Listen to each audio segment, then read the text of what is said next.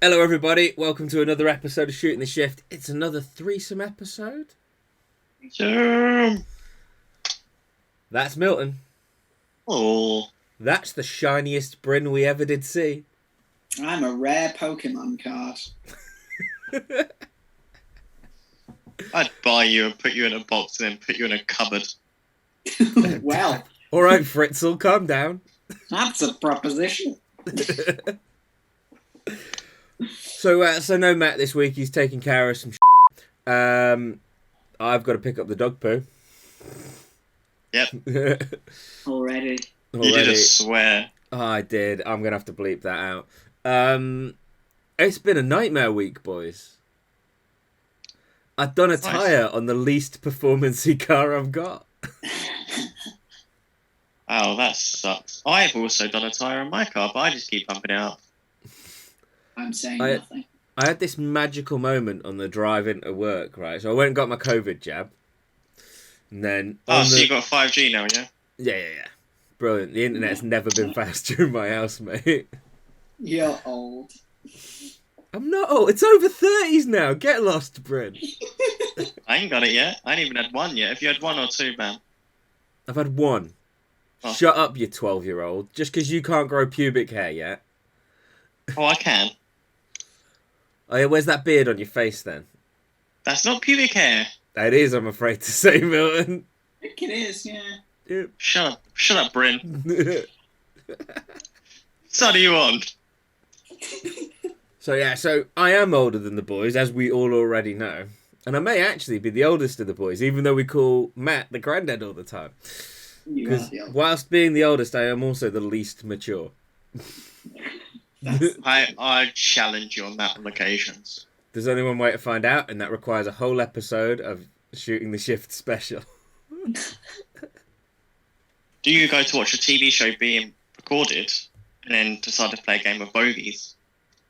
Yes.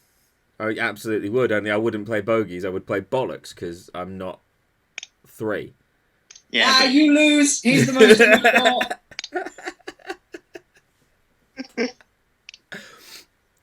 Oh, dear.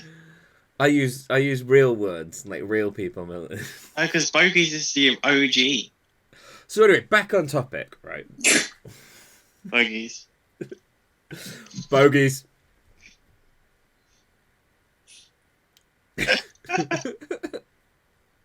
Oh, Bryn. Bryn's gone, not realising this is probably going to go on all episode now. So driving into work, following said jabbing, and it turns out maybe 4 or 5 pieces of Hawthorne have decided to vaccinate my tyre in a really unhelpful way. Your tyres were vaccinated and you. Yeah. Nothing came out of the hole they put in my arm. Lots of air came out of my tyre very quickly. So I pulled over, I was like, steering feels weird, and I just hit a pothole, and I was like, I bet I've snapped a part that I've got to get from Japan here. Luckily, just done the tyre, but like, it got me thinking, right? Would I have been in a better position if I didn't do what I do on the daily and run land sales? Any tyre would have popped if it's got thorns in it. Not a Land Rover tyre with all the knobbles, that's what you need. Knobbly Land Rover tyres. Yeah, lift it as well, that's important. And it also got me thinking, are run flats really worth it?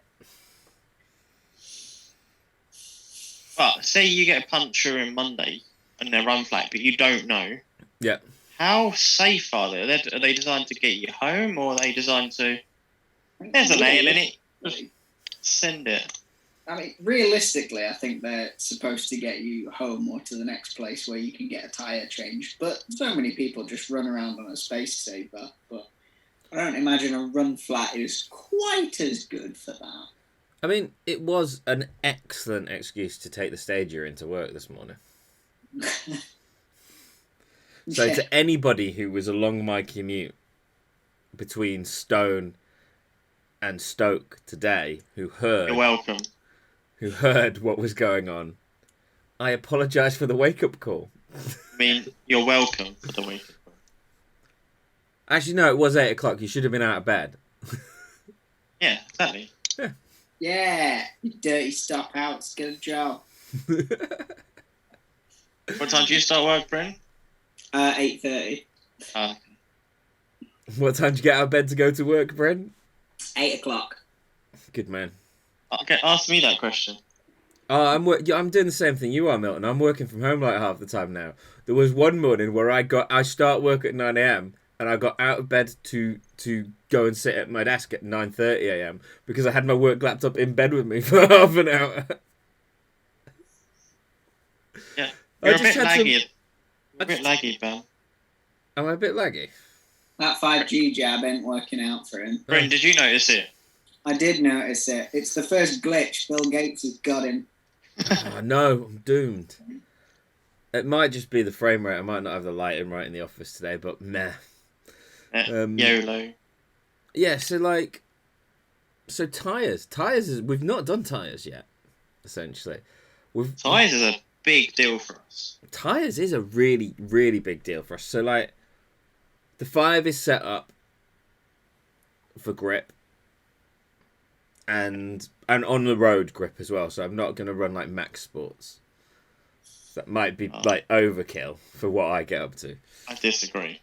Bryn, could you imagine an MX-5 or full max sports? I think you'd probably lose your eyeballs. You'd just vacate the side of your head. Yep. So I run Nankang NS2Rs. But I grew up. What you got to remember is I was in the car scene when Toyo Proxies were first time round were good. Yeah, and they're pretty good again now. To be fair, the new ones. And then that's what I heard because it was the T1Rs that has a line down the side and then the Vs, wasn't it? Mm-hmm. Yeah. And you used to see it all the time. Look at my new wheels, a set of Workmeisters for £1,000, wrapped in £23 tyres. They were not £23 when I first started using them. That's you can get on eBay a set of 4 for like 120 quid or something. Yeah, you can now. Delivered. They're a rubbish compound. No, before. I mean, my boss has got them on his Polo, and he was saying that he always struggles for traction because the car's not set up particularly well. And I was like, "There's your problem, Dave." It's just in the wet, like third gear wheel spin. I was like, "Get rid of those. Sack them right off." Take them off. I'll get rid of them. I'll dispose of them for you free of charge, mate. I did actually. I've got visions of you doing a burnout in his Polo across the cup. Nah, he gave me his old tyres and I slayed him up pod. I always get his family's old tyres. Shout out for old people. Because they're really, really old tyres. They're rotten cars. Because he's got loads of cars because he's got like kids and stuff, and they're all 15s because they're all little hot hatches. So I always get free tyres whenever I need changing. So Nankang, right? Nankang used to be cheap Chinese stuff.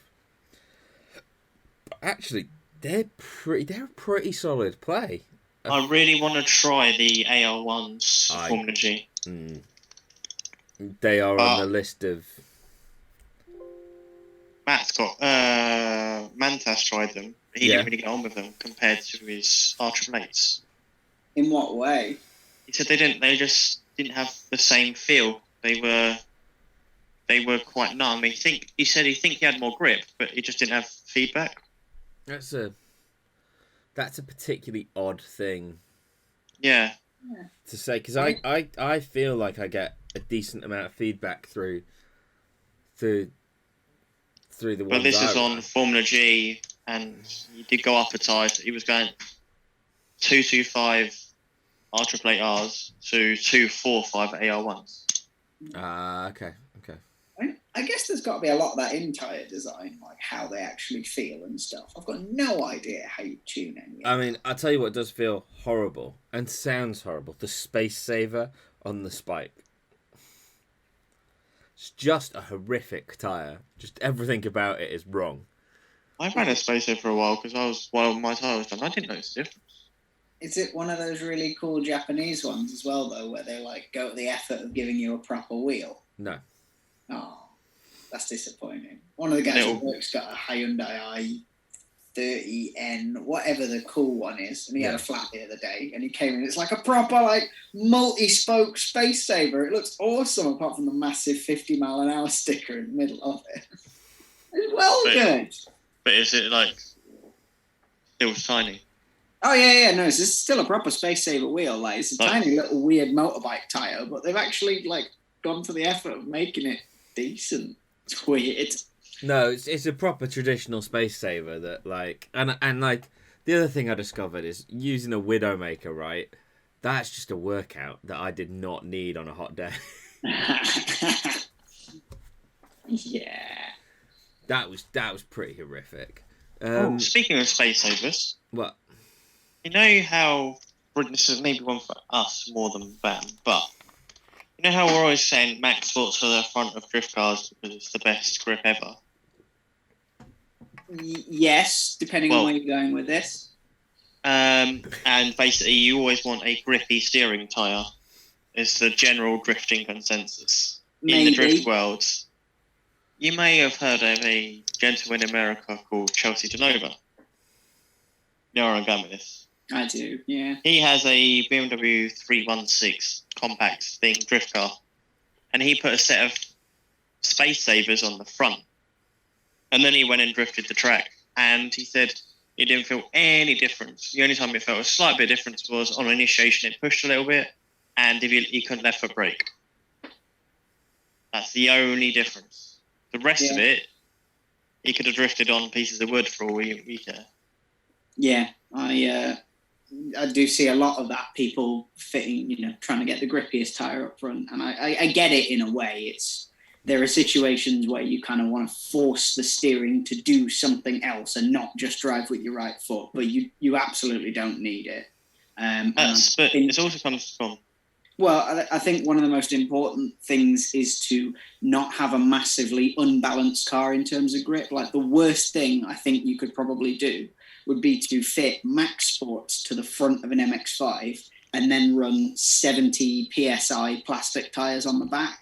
It wouldn't drive right. What you want is balanced grip front and rear so that the car floats properly, that you can side slip it, all four wheels, that kind of thing. But I haven't driven a car on semi-slicks on the front, but I know... Only you know a friend that you might be seeing soon that might have a drift car with a Max Sports on the front. Yeah, but you'll also have grip in the rear. I'd be interested to try like different... I've got NS2Rs to go on, but I've also got some tyres that I don't know how old they are, and they're very used. Well, that'll be exciting. So obviously what you're alluding to is the fact that if I pull my finger out following your day out, the day after recording this, we might have a Slidey Boy episode out later in the week following the release of this episode this evening on Monday. It will be a Blue Boy special. It will be a Blue Boy special. With the team. I can't say the name still. What? Incomplete? Yeah. They're all blue. But yes. I might have to bring back the yeet noise from the unboxing videos just for that. Yep, they'd appreciate it. Just open the video with our intro and yeet. I think they'd enjoy that. The homosexual buttercup crop. So yes, but so tyres, right? So Tyres. I rate NS2Rs for like fast road. I think they're decent for what they are. They're really decent, and they're crazy cheap. Yeah. Yeah, like 50 quid a tyre. About 50 I think they're less on Demon Tweaks. On Demon Tweaks, they're just stupid money. Yeah, but then you have to buy stuff from Demon Tweaks.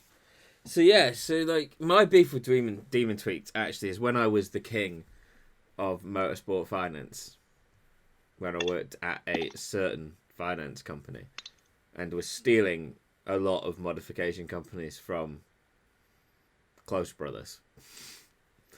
I don't know that brand. Literally nobody has any idea what you're talking about. So the only company that never replied to anything or picked up the phone, Demon Tweaks. I have heard bad feedback about like people ordering tyres for events and then not turning up, and they're being delivered and they're being delivered. And...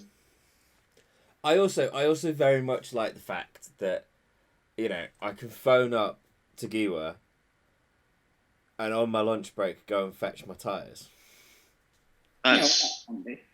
Yeah, because they're just down the road from me. So I will literally phone or drop a message to Johnny and go, are they in stock? Please, sir, can I have some more? Can I have some rubber, sir, please? I will also periodically go, got any boxes coming over from China that I can hide, from Japan that I can hide stuff in?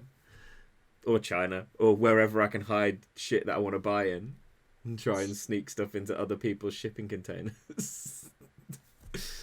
I see. I was thinking, why do you want a box? But now you mean a container from Japan. Yeah. Have you seen at the moment, Japan prices are really cheap. The airlines are like 600 quid. Yes, that's because no one can actually fly into Japan. Yeah, but you book it now and then you go, oh, we can't make it. We'll have to reschedule it. I'm not paying any more. And then you get cheap. I'm gonna wait for this all to be over, and then actually I think we should probably go. It'd be rude of us not to go to Ibiza for a weekend. Not my bucket list, but Ibiza, a Japan trip is, you're talking of 5-6 grand. Well, you just said the flight's 600 quid, and we could all rent one pod in a capsule hotel and just cuddle together for warmth. No, you do the Airbnb, whatever. Yeah. Renting one pod sounds like the worst thing ever. Bet you wouldn't say that if Chris was coming.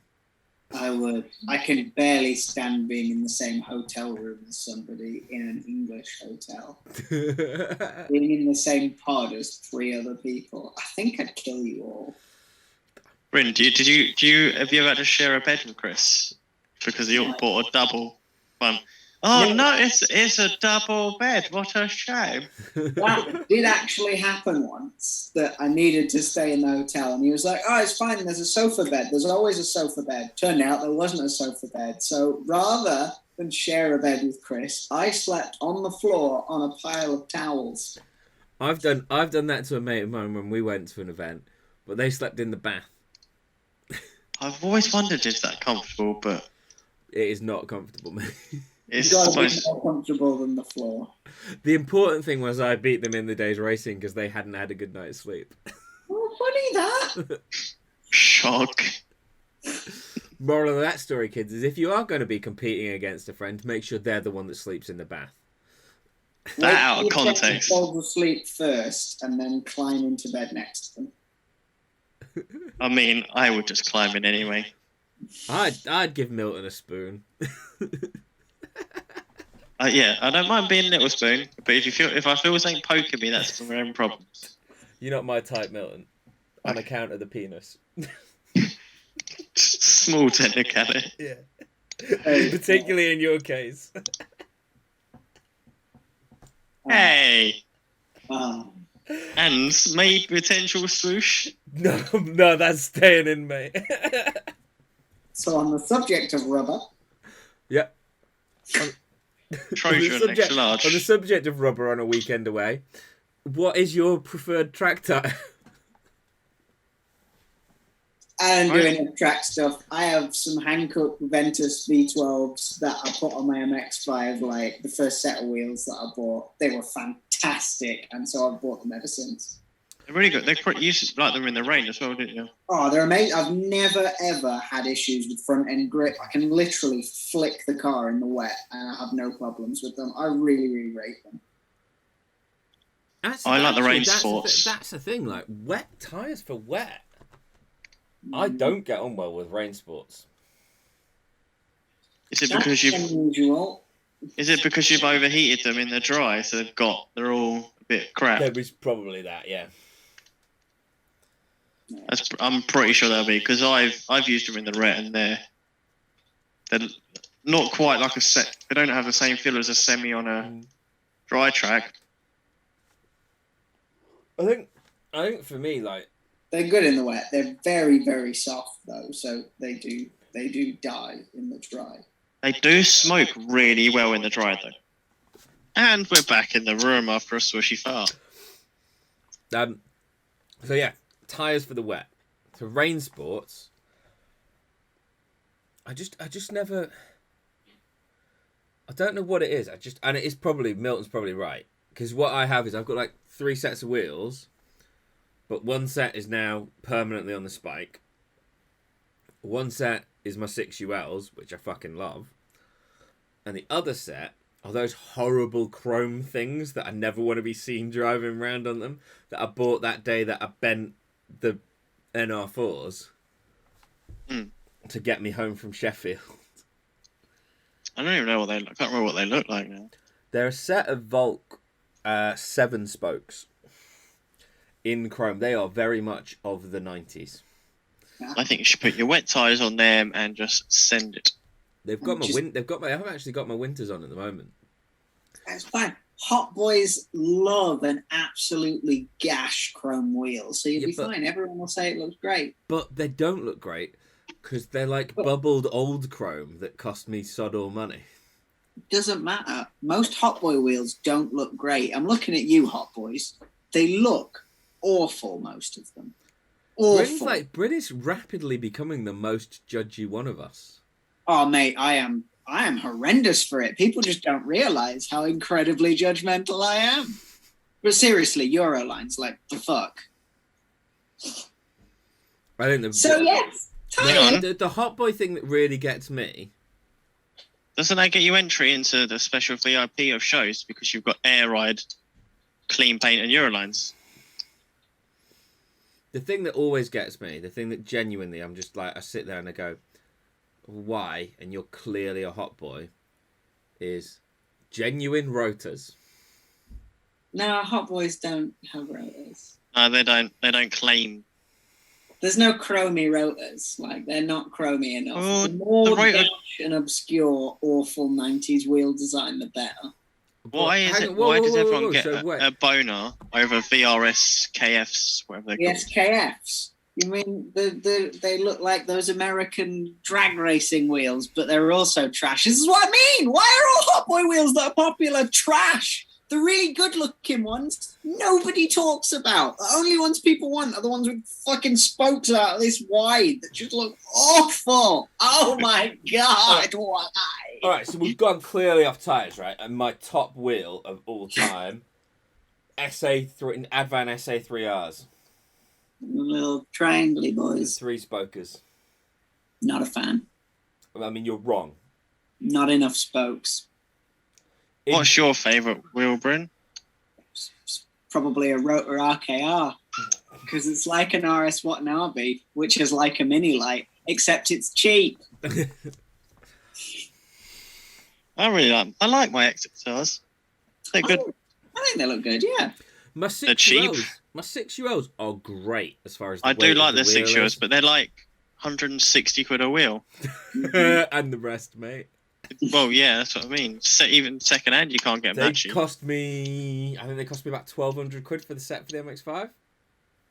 Do you want me to tell you something? What? I could buy 3 sets of brand new XSRs for that money. Delivered to my door. 3 brand new pairs. Do you know what? I don't care because I've got 6ULs. It's like people who go to me, can I buy the N04s? Yeah. If you're willing to part with $3,000. Oh, they're not worth $3,000. Yeah, they're worth $3,000 to me. That's my sell price. One computer's trying to take off. Why are you so hot? Because you've been talking about Hot Boys and it wants to be one. It's getting all flustered about the SKFs. Speaking of wheels, though, I'm really becoming a fan of 16s over 15s. What, on an MX-5? Yeah. I think they look better. I want to put smaller wheels on everything. But MX-5s are nice in that both of those directions work. I want to 17 is too big. I want to make like an inverse donk and put it on 12s. You'd have to put 1.6 brakes on. Not on an MX-5, like on a proper inverse donk on a yank tank on 12s. You need tiny brakes and tiny little pepper pot wheels and big go-karty balloon tyres. Looks great. Yeah. I mean, probably doesn't drive great, but it looks great. Oh, well, that's what they do for the lowriders, don't they? What, with my teeny little wheels? Yeah, they put those wheels on and they carry spares because they wear out the sidewall rather than the tread.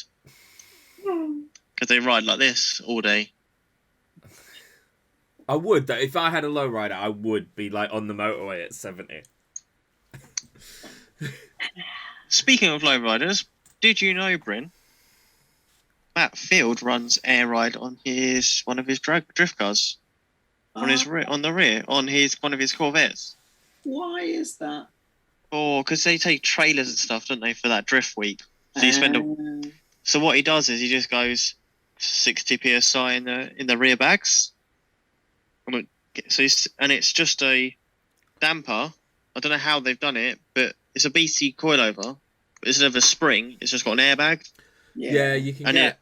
Yeah, only Charged Dubs do an overkit for the BC coilovers because it's one of the things we were looking at for potentially fitting air to the spike at some point. I've had quite a long chat with them about whether or not it's doable. Big shout out to Only Charged Dubs actually for how helpful they've been on working out that whole potential future project. Bryn, is it bad for a race car that I really like the idea of an air ride? It is not necessarily bad, although air suspension doesn't always perform that well compared to springs, especially because the air heats up. It's less predictable because... Well, it's less predictable and it also changes. The fact that it heats up at all means that its performance changes as its temperature changes. Yeah. And also, it's not... Because of how an airbag works, it's not linear like a spring. You get the same spring rate all the time with a spring when you compress it. But with those bellows type airbags that look like that, the spring rate increases as you compress the thing. But we're getting a little bit technical now. Sometimes if you look at some of the like D2 air kits, they have a bag that rolls over like a weirdly shaped spine thing. I can't remember what they're called, but they're quite good because the shape of the thing it rolls over you can use to tune the performance of it. So you can actually make the spring rate do what you want by the shape of this thing. And they're really good. So that's what you do for performance. What you can do is, it's really wet. I'm going to take all the air out of my airbag. And have all the grip in the world. Well, maybe not quite like that. Yeah. But, my boss, actually, so back to air suspension on a race car. Why? Why would you do that? I just think it'll look cool because then it does a multiple things because getting on and off the trailer makes it really easy because you just go and you just go and you don't even need to put the ramps down. You just launch the truck up. Right. Obviously, that's one thing I've thought about doing. My boss pointed out to me a while ago because I'd said to him, like, it'd be useful for, getting a jack under the MX-5 or getting it on a trailer to be able to do air ride, but, it's heavy and all this other stuff. And he said about air cups, you can get the ones where they just, but a set of air cups, but don't carry a tank and don't carry a compressor in your actual track car. Have one in the boot of your car so that when you want to jack the thing up, you just plug it in like an air jack and it will lift all the air cups. You mean what, like Hayden Cruikshank's got? Yeah, but you've got an actual air jack. Why would you not just do the same thing with an air jack system? Because you have to find a place to put 4 little bottle jacks and all of that stuff. Like, the air cups are nice because they just fit on top of your springs. It doesn't take up any room. It's all just kind of out of the way. So I think that's quite a good idea, actually. They're a bit expensive to just do that on a whim, but it's a good idea. No, I'm not saying it's a bad idea. You could also lower it down and you can see you sitting in the pits. Car's all clean. You've just been out for practice and you just air out and it looks cool. Milton, this is a dangerous road you're going down.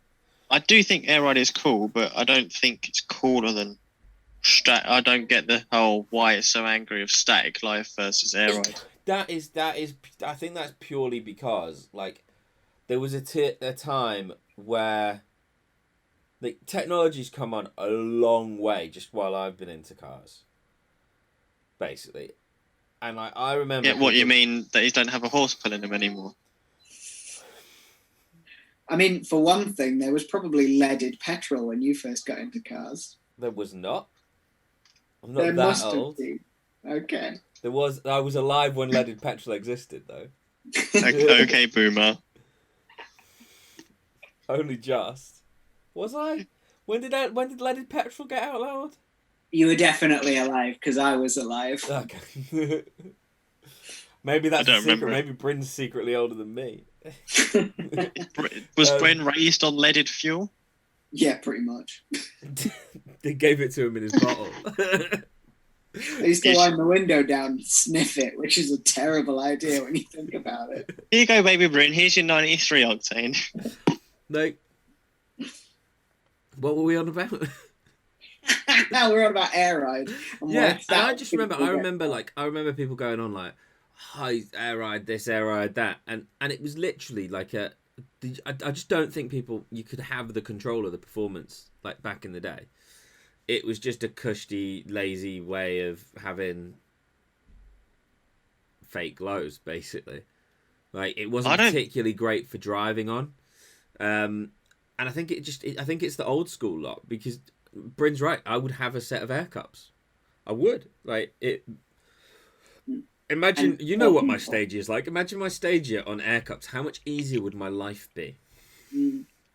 I think also a lot of static people can't or won't fork out the money for how much air ride is, so they have to be very angry to justify it to themselves. It's almost like, oh, I'm going to go static and I'm going to run this like 3 inches off the floor and I can't drive my car properly. It just feels like you're cutting your finger off and then complaining about my finger hurts. You're trying to be. So this is the thing that was always got me about it, right? Is I've seen people make cars so low that they're like grinding chassis rail on the ground, and they're proud of that. And I just look at it and go, I like a low car, but I also like to drive that car. I don't want to I don't want anyone giving me props for completely destroying my car. Like Isn't that the same as running the wall in a drift day? Yeah.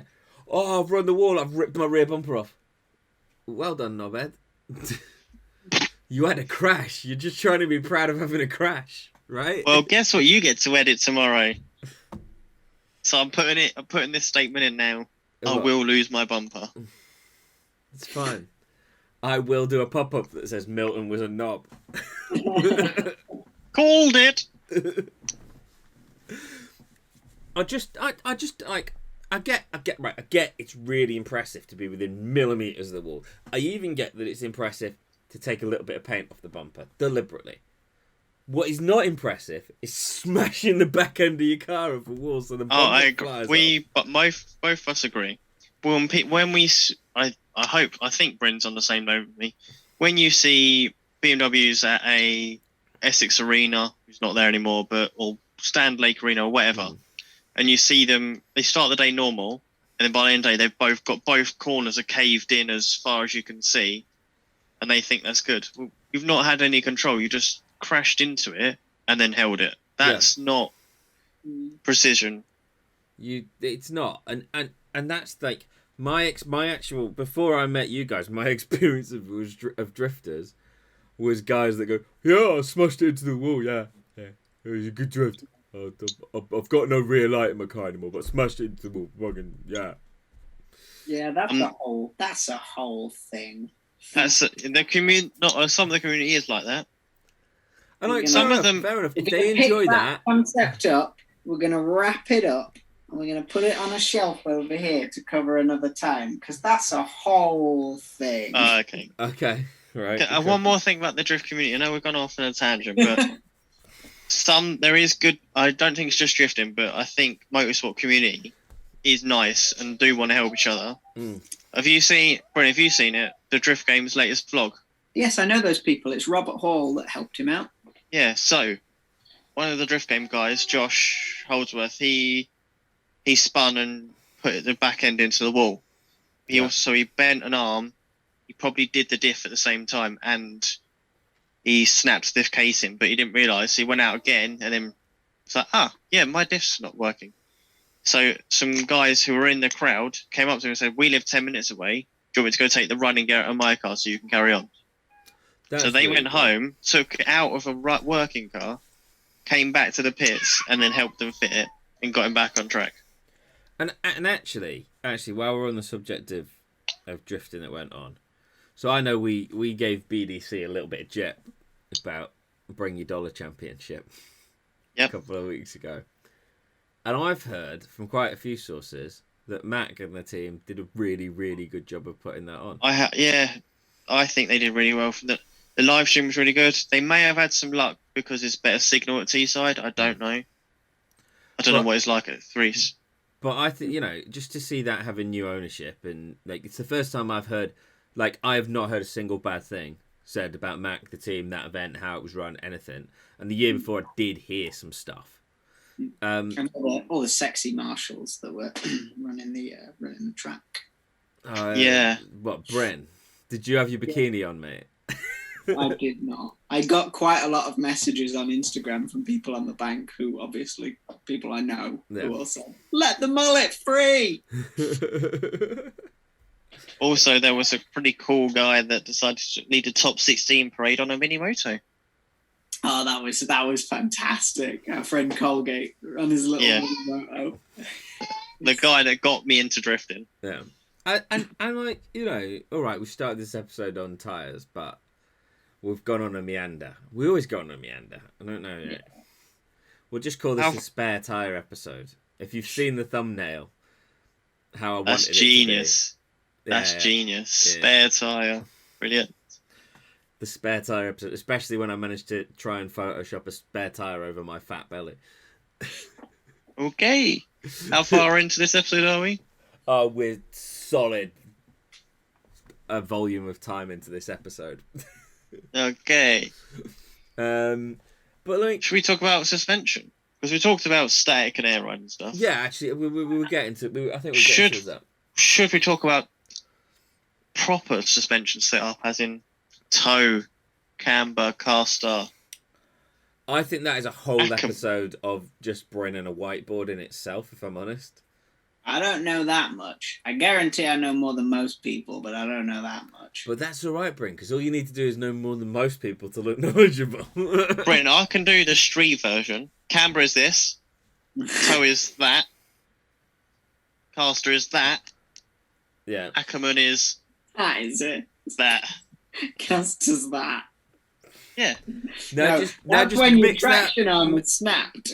Do you want to mix that all together along to Staying Alive by the Bee Gees, Milton? No, it's not a Macarena, is it?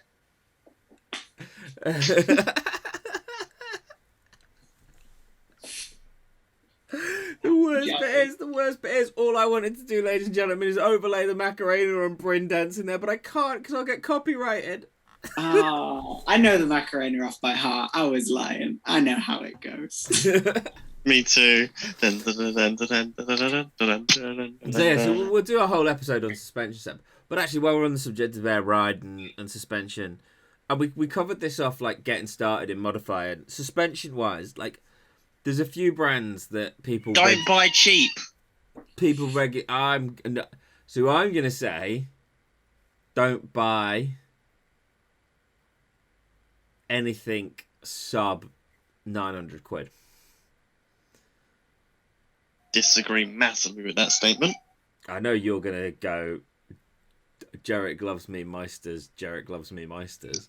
Well, they are championship winning. They've won me championships and races, and they're cheap. And I think my only experience of Meisters is on the stage yet, where I am like 5,000% sure that the guy who had the car before me got the spring rates wrong.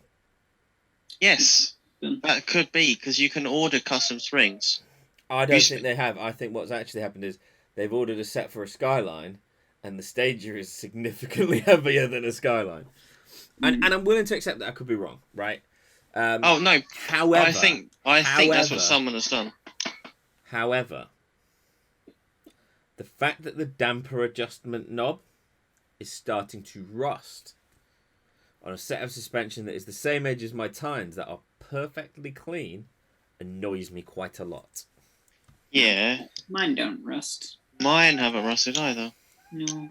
that could have been they had water sitting in them, and then they've just been covered up, and water's just been able to sit there. Mm. You can't take that away. It's not their fault. And you felt how soft my car is at the Film G round, fam, didn't you? We put the car to full soft, and how bouncy and soft was it? it was bouncy and soft.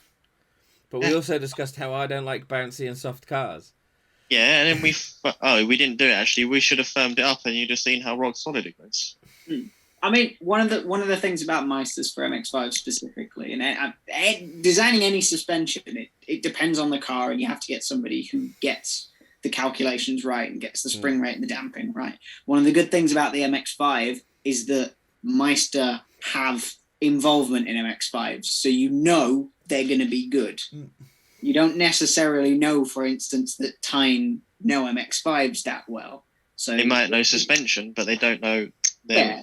So it's kind of a case of buying a brand that works for your car. There will be some coilovers that are better and worse for certain cars. I am sure of that, because I can tell you that HSDs for MX-5s are not great. Really not. I have had. I think the other thing that influences me on Tyre, and I know people think I'm a bit of a brand whore for this, but you are a brand whore. I am not a brand whore. Bam, let's sit down. We're in the circle of trust here, of friendship and talking and opening up. Only because I spent about 800 quid more on my cams than Bryn. Does anybody think this? And the 6ULs. I mean, the VR4s and the Spike. Anything for the Spike. What do you mean? I mean, if it says HKS on it, do you get a hard on? No. Or Costco. I mean, the name tag on that probably dictates that I'm not that much of a brand whore. What does that even say? That's a Tanabe. Exactly. I've not heard of that. Bready. That is a Tanabe part number UBH24, and it sits in the back end of the Spike to stiffen it up. Don't know why anybody makes chassis bracing for the Spike, but there you go. But you bought it, didn't you? I found it very cheap on eBay. Some guy it was going to cost me like 200 quid to get it in from Japan. And then some guy on eBay in the UK had it for 30 and didn't know what he had, so I was just like, I'll spend 30 quid. God, imagine if you just made it out of some scaffolding, Paul. I mean, if you want to start making me chassis bracing for the Spike, Bryn, well done. Congratulations for volunteering, but I'm not an engineer, you are. One more thing about Meister, and we'll move on.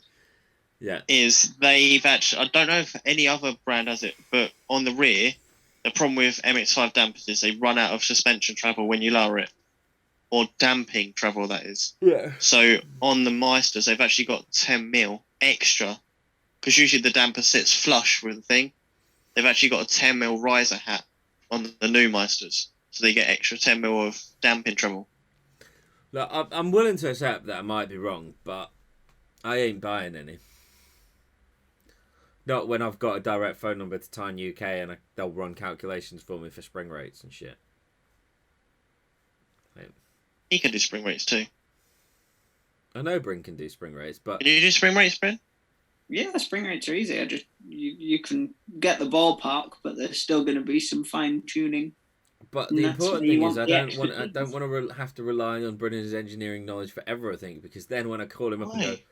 And then I go, Bryn, I've got this really complex engineering thing I need help with. He goes, yeah, but I helped you last week on spring rates. I'm saving my Bryn Bryn questions likes up helping for, like... more. Go on, Bryn. I've got a technical snippet that I would like to put into the episode here. Okay. This is something that I had to help a few people with in the last few weeks, actually, weirdly.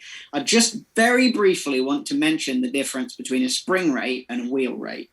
And I'm not going to tell you all of the stuff about why, but I'm going to tell you about why it matters, okay?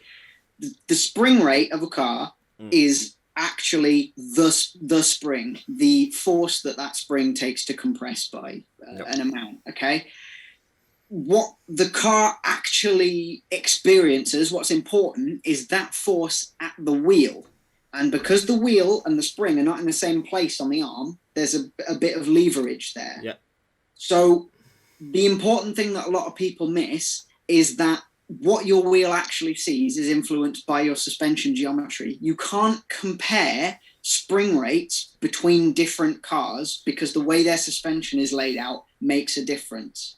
And I've had this problem with somebody recently saying, but he's running 30 kilo springs and mine are only 10. So I need to get much stiffer springs. No, because his spring is over here and yours is over here. Like, you can't work that out. So you need to take some leverage ratios, just measure between the contact patch of your tire and the inner pivot point of your suspension. And then between that inner pivot point and the spring, and you get a leverage ratio to work out your wheel rate. It's something that I've had to do a lot this week. But the important thing, the thing to take away, the too long didn't read from all of that, is don't compare spring rates between different cars because the spring rate is only half of the story. There we go. Sorry. We can move on now. And there we go, ladies and gentlemen. That is exactly what happens when you ask Bryn the simple questions too many times. I needed to get that off my chest. No, it's totally fine, Bryn. You know, I completely understand it. So this weekend, you boys are off doing skiddy fun stuff.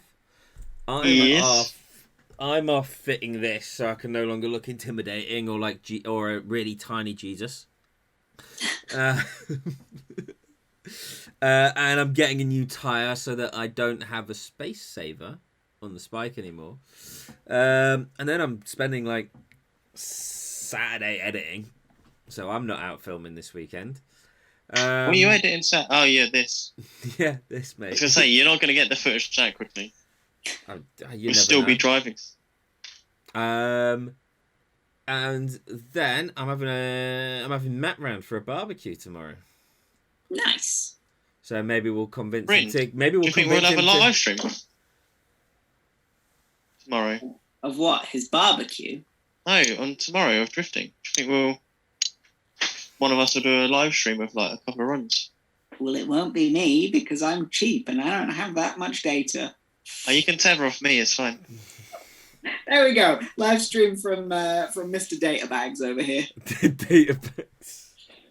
Yeah, so keep an eye out for live stream on rear axle versions if we remember. If they remember. And also, keep an eye out for that in the past, because you're seeing this episode on Monday, not on Saturday. Oh, yeah. So, time warp again. So, if you caught the live stream, that was awesome, wasn't it? If you didn't catch the live stream, go watch the recorded video on Rear Axle Divergence now. Links in our channels list of... Do you mean Violent Running Syndicate? Because it was live. I've ruined this thing. I get it. I'm an idiot. As you were. You'll be a And then if you want to see the edited video when I've worked my magic and made them look good, that is going to be on the channel later this week, maybe at the weekend, depends how long it takes me to edit. And I might actually be able to do it. Yes. I've got a day where I can edit in the week because I am living on Australian time for one day. It's going to be great. That sounds like an inconvenience. It is a bit, but that's because Matt is an abandoner and is leaving my team at work. He's got promotion, right? This is a lateral move at best. No, he got promoted. No. Like rugby, you can't go backwards. It's always forwards. You can go sideways. You drifters prove that all the time. No, we're going forwards with style. That was a combination of Cars and Toy Story reference. Still, and yet, if they keep going permanently forwards with style, they'll still finish a race after me, who's just gone in a straight line. We don't race. Don't be silly. It's a competition, not a sport. Wait. And on that note, he's a less shiny Bryn at the end of this episode. We took the card out of the pack. We probably shouldn't have done that. That's been Milton. That's Dragon Rider. Right, okay. That's a Tanabe strut brace. Not strut brace. Chassis brace. That's some soft 99 car shampoo. One more thing. Yeah. this episode proves that we kind of need Matt. To keep us, it does. Matt, we miss you. Come back. We can't stay on topic. You old fart, come back. We miss you. And we're not calling him an old fart anymore because, as we've revealed this episode, the actual granddad of the team is me. You're the old Brantor. The grandor. The old Brantor, but go with it. Like and subscribe, ding dong notification bell. I'm out. We'll see you all next week. I've been Bam. That's been Milton. That's been Bryn. Have a good one. Bye bye.